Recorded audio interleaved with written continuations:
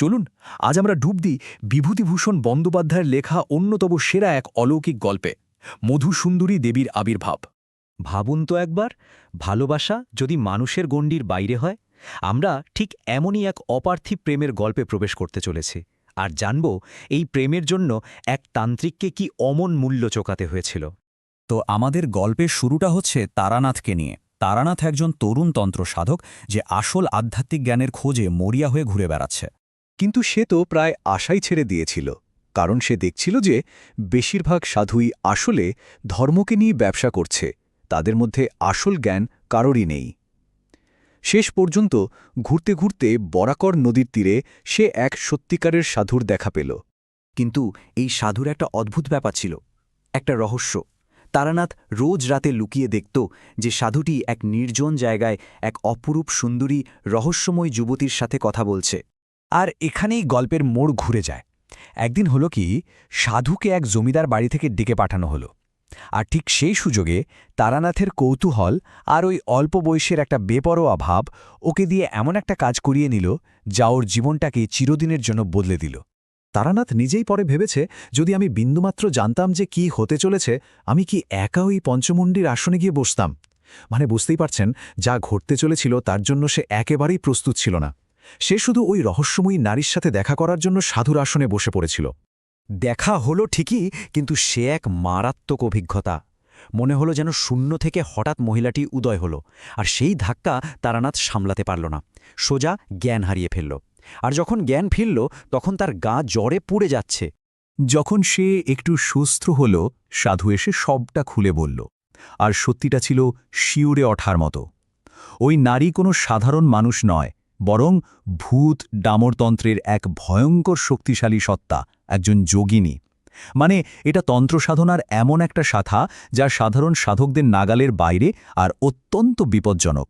সাধু তো ওকে বারবার বারণ করল, বোঝানোর চেষ্টা করল এই পথ প্রলোভনের পথ, এ পথে শুধু বিপদ। কিন্তু তারানাথ তখন ওই রহস্যময়ী সত্তার রূপে মুগ্ধ। সে কিছুতেই শুনল না, জেদ ধরে বসল, ওই গোপন মন্ত্র তাকে শিখতেই হবে। সাধু আর কি করবে, শেষমেশ রাজি হল। তারানাথকে যোগিনী মধুসুন্দরী দেবীর মন্ত্র শিখিয়ে দিল, আর তারানাথ নদীর ধারে একা একা সেই সাধনা শুরু করে দিল। টানা 6 মাস ধরে চলল মন্ত্রজপ। এরপর এলো সেই চূড়ান্ত মুহূর্ত। নিয়ম মেনে সব আয়োজন করা হলো। কলাপাতায় রান্না করা ভাত আর পোড়ানো কই মাছ, বালির ওপর ডুমুর কাঠ দিয়ে হোম, পবিত্র মন্ত্র উচ্চারণ, সব হলো মধুসুন্দরীকে আহ্বান করার জন্য। কিন্তু কিচ্ছু হল না। মাস কেটে গেল, কিন্তু মধুসুন্দরীর দেখা নেই। তারানাথ তো একেবারে হতাশ। ওর মনে হতে লাগল সাধু ওকে ঠকিয়েছে। সাধনা প্রায় ছেড়েই দিয়েছিল, শুধু অভ্যাসবশতই মন্ত্রটা জপ করে যেত। আর ঠিক যখনই সব আশা শেষ, তখনই ঘটল সেই আশ্চর্য ঘটনা। একদিন সন্ধ্যায় হঠাৎ করে সমস্ত বাতাস একটা তীব্র কস্তুরীর গন্ধে ভরে গেল। তারানাথের নিজের ভাষাতেই, এই তো আধ সেকেন্ড আগেও সে ছিল না। তার আবির্ভাব আমার কাছে সম্পূর্ণ ইন্দ্রজালের মতো মনে হলো।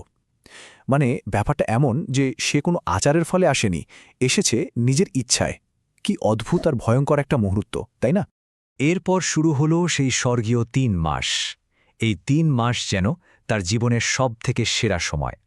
মধুসুন্দরী রোজ রাতে তার কাছে আসত, তার সঙ্গী হয়ে থাকত। তারানাথ পরে বলেছে যে ওই 3টে মাসই সে সত্যি সত্যি বেঁচেছিল।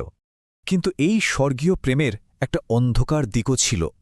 তারানাথ খুব তাড়াতাড়ি বুঝতে পারল যে মধুসুন্দরীর দুটো রূপ। একদিকে সে যেমন দেবী, স্বর্গীয় প্রেমিকা, যার শরীর থেকে কস্তুরীর গন্ধ বেরোয়, তেমনি আরেকদিকে সে এক ভয়ঙ্কর পিশাচী। যখন সে রেগে যায়, তখন তার রাগ এতটাই ভয়ঙ্কর যে তা কোনো মানুষের পক্ষে কল্পনা করাও কঠিন। এই ভয়ঙ্কর রূপটা প্রকাশ পেল একদিন। গ্রামের এক মেয়ের সাথে তারানাথ সামান্য দুটো কথা বলেছিল, আর তাতেই মধুসুন্দরীর মধ্যে জেগে উঠল এক পৈশাচিক হিংসা। সে মেয়েটিকে মেরে ফেলার হুমকি দিল। আর সেদিনই তারানাথ প্রথম বুঝতে পারল সে কি মারাত্মক বিপদের সাথে খেলা করছে। কিন্তু এই সুখের দিন তো চিরকাল থাকার নয়। এই অপার্থিব সম্পর্কের সমাপ্তি ছিল অনিবার্য। এরপর এলো বিদায়ের পালা। আসলে তারানাথ তো তখন বাইরের জগৎ থেকে প্রায় বিচ্ছিন্ন। তার বাড়ির লোক যখন তাকে খুঁজে পেল, তখন সে নদীর ধারে প্রায় পাগলের মতো অবস্থায় পড়ে আছে। তারা তো আর এসবের কিছু বোঝে না, ভাবল ছেলেটা পাগল হয়ে গেছে, তাই জোর করে ধরে বেঁধে তাকে বাড়ি ফিরিয়ে নিয়ে গেল। আর সেই শেষ রাতে মধুসুন্দরী এসে তাকে যা বলেছিল তা এক কথায় হৃদয় বিদারক। সে বলল, এটাই তোমার নিয়তি। এর বিরুদ্ধে যাওয়ার ক্ষমতা আমারও নেই। আজকের রাতের পর এই জীবনে আমাদের আর দেখা হবে না। ভাবুন একবার, এত শক্তিশালী হয়েও সে ভাগ্যের কাছে বাধা। তাহলে প্রশ্ন হল, এই নিষিদ্ধ প্রেম থেকে তারানাথ কি পেল? পেল মাত্র ৩ মাসের এক স্বর্গীয় আনন্দ, এমন এক অনুভূতি যা কোনো সাধারণ মানুষ তার সারা জীবনেও হয়তো পাবে না। কিন্তু এর জন্য তাকে কি দাম দিতে হলো? দামটা ছিল সারা জীবনের শান্তি। ওই অপার্থিব ভালোবাসার পর এই সাধারণ পৃথিবীর জীবন তার কাছে একেবারে অর্থহীন, অসহায় হয়ে গেল। সে আর কোনোদিনও কোনো কিছুতে শান্তি খুঁজে পায়নি।